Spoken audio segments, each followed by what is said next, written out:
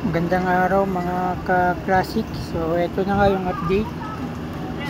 So ayan yung pinalit ko sa 30mm na card ko, yung pang TMX 155 na 27mm.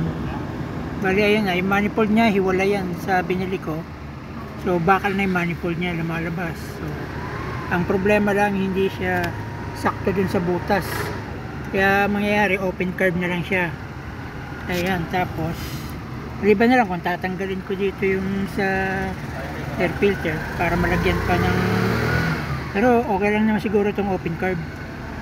Ayan, tapos ang ginawa pa dito, bali sabi ng mekaniko ko, pinatay niya daw yun dito. Hindi ko alam kung anong gamit dito eh. Sabi niya hindi na daw ito nagagamit. So ayun, kasi wala daw option para saksakan dito sa curve. So ayan, nung ginagamit ko siya kanina, parang may nararamdaman akong dragging dun sa habang umaandar ako, pero so far okay naman. Yung piga ko, in-adjust ko na lang yung ano ko dito, ito, para medyo gumanda yung piga ko.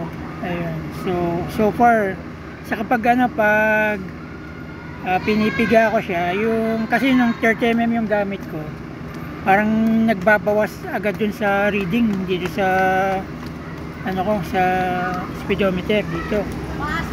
Nagbabawas yung gasolina niya, yung reading ng gasolina niya pag yung 30mm yung gamit ko.